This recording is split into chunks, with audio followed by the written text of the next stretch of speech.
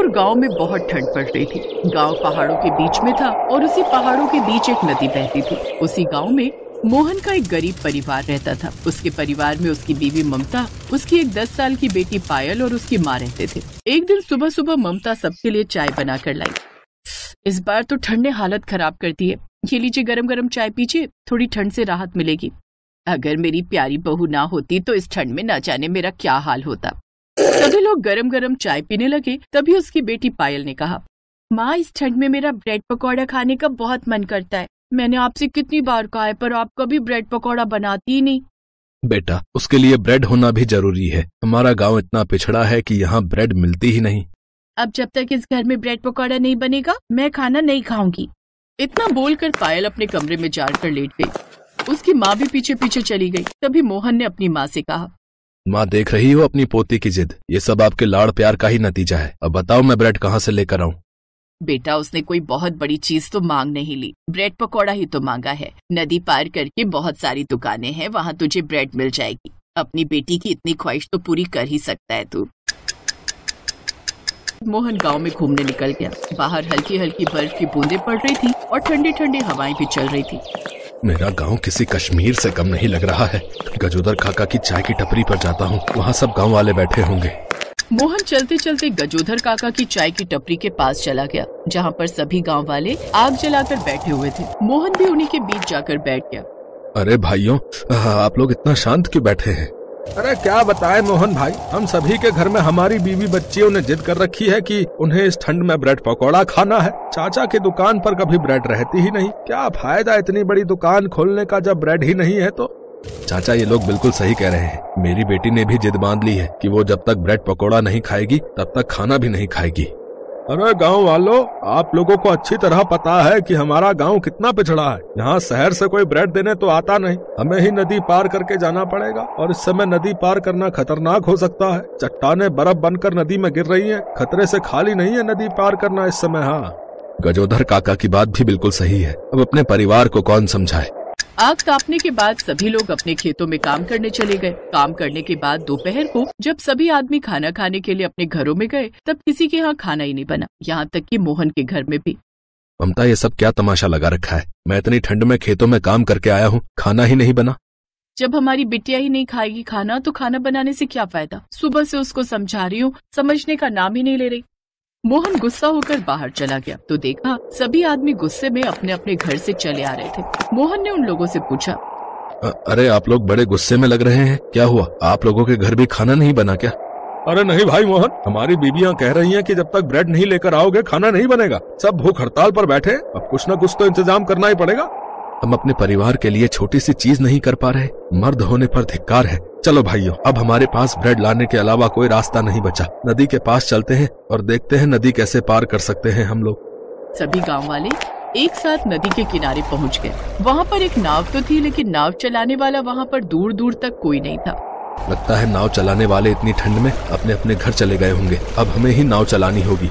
सभी गांव वाले नाव में बैठ गए। सभी लोगों ने मिलकर चप्पू चलाना शुरू किया। नदी का बहाव भी बहुत तेज था, इसलिए नाव डगमग डगमग कर रही थी। भाइयों, धीरे धीरे चलो वरना नाव पलट सकती है। एक बार नाव पलट गई ना तो हम में से कोई नहीं बचेगा। वो लोग किसी तरह धीरे धीरे नदी के बीचों बीच पहुंच गए और फाइनली नदी के दूसरी तरफ पहुंच गए। सभी गांव वाले मार्केट में जाकर ब्रेड खरीदने लगे। ब्रेड खरीदने के बाद उन लोगों ने बहुत सारी मजबूत पॉलीथीन ले ली, ताकि अगर धोखे से भी वो ब्रेड नदी में गिर जाए तो ब्रेड को कोई भी नुकसान ना हो। ब्रेड लेने के बाद वो लोग दोबारा नदी के किनारे आ गए, लेकिन तब तक सूरज ढलने वाला था। हमारी मेहनत का फल हमें मिल गया। रात होने से पहले हमें अपने गांव पहुंचना होगा, वरना खतरा हो सकता है। एक बार फिर से सभी गांव वाले नाव में बैठकर नदी पार करने लगे, लेकिन जैसे ही वो लोग नदी के बीचों बीच पहुंचे वैसे ही अचानक बर्फीला तूफान शुरू हो गया। बर्फबारी बहुत तेज हो गई। ग्लेशियर के बड़े बड़े टुकड़े पिघल पिघल कर नदी में गिरने लगे, जिससे नदी का बहाव इतनी तेज हुआ कि नाव पूरी तरह से पलट गई। सभी गांव वाले नदी के अंदर डूबने लगे। तब तक टेम्परेचर इतना कम हो गया कि नदी का ऊपर वाला हिस्सा बर्फ से जम गया। सभी गांव वाले बर्फ के नीचे दब गए। उनकी आवाज तक बाहर नहीं आ पा रही थी। लगता है अब हम नहीं बच पाएंगे।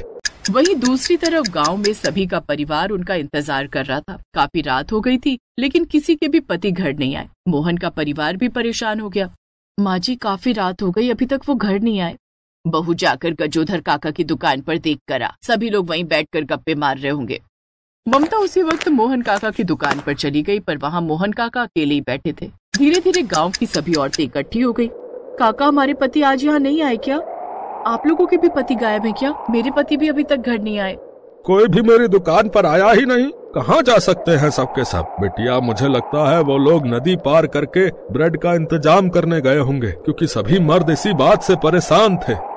ये सुनकर सभी औरतें हैरान हो गई। तभी ममता ने कहा, अगर वो लोग ब्रेड लेने गए होते तो अब तक आ गए होते, क्योंकि नदी पार करते ही बहुत सारी ब्रेड की दुकानें हैं। लगता है कहीं और मटर गश्ती कर रहे होंगे और कुछ नहीं। नहीं बेटा, तुम लोग शायद आदमियों को अभी समझती नहीं हो। सभी आदमी सिर्फ एक ब्रेड की वजह से इतना परेशान थे जैसे सब कुछ लुट गया हो उनका। चलो नदी के पास चलकर देखते हैं, कोई ना कोई नाव वाला तो बता ही देगा कि वो लोग नदी पार करके ब्रेड लेने गए थे या नहीं। गजोधर काका ने अपनी दुकान बंद की और गांव की सभी औरतों के साथ नदी के किनारे पहुंच गए। वहां पर कोई भी नाव नहीं थी। उन्होंने देखा कि पूरी नदी बर्फ बन चुकी थी। तभी अचानक गजोधर काका ने देखा कि नदी के अंदर से कोई बर्फ हटाने की कोशिश कर रहा है। गजोधर काका नदी के ऊपर भागते हुए वहां तक पहुंचे तो देखा कि सभी आदमी बर्फ के नीचे दबे हुए थे। अब नदी तो बर्फ बन चुकी थी, इसलिए सभी औरतें उस नदी के ऊपर भागते भागते गजोधर काका के पास आ गई तो देखा कि सभी के पति बर्फ के नीचे दबे हुए थे और बाहर निकलने की कोशिश कर रहे थे। ये देखो, तुम सबके पति यहाँ बर्फ के नीचे दबे हुए हैं। अरे हमें जल्दी कुछ करना होगा। हम सबकी जिद की वजह से आज हमारे पतियों की ये हालत हुई। हमें ब्रेड पकौड़ा खाने की जिद नहीं करनी चाहिए थी, लेकिन चिंता मत कीजिए, हम सब मिलकर आपको बचाएंगे। बहनों, जल्दी से चलो, अपने अपने घरों से फावड़ा लेकर आते हैं। सभी औरतें दौड़ते हुए अपने अपने घर गई और फावड़ा लेकर आई। उन्होंने गजोधर चाचा के साथ मिलकर फावड़े से बर्फ को तोड़ने की कोशिश की और किसी तरह वो बर्फ ऊपर से तोड़ ही डाली। बड़ी मुश्किल से सभी के पति नदी से बाहर निकले। आप ठीक तो है ना? ये ले ब्रेड। हमें कुछ भी हुआ हो, लेकिन ब्रेड को हमने कुछ नहीं होने दिया। ये अभी तक सुरक्षित है। गजोधर काका सभी गाँव वालों को अपनी दुकान पर लेकर आ गए। वहाँ पर उन्होंने आग जलाई। तुम सब लोग जो है आग ताप लो, वरना बीमार पड़ जाओगे। बर्फ की वजह से पूरा शरीर अकड़ गया है तुम लोगों का। सभी आदमियों ने अपनी अपनी ब्रेड गजोधर काका की दुकान पर रख दी। अब जो हुआ जाने दो, दोबारा जो है ऐसी जिद मत करना। सभी औरतों ने अपने आदमियों से माफी मांगी। सबके बच्चे और मोहन की माँ भी वहाँ पर आ गए। गजोधर काका ने सारी बात उन्हें बताई। पापा, आज के बाद मैं ऐसी जिद कभी नहीं करूँगी। उसके बाद सभी औरतों ने काका की दुकान पर ही सबके लिए ब्रेड पकौड़े बनाए और वहीं बैठकर खाने लगे।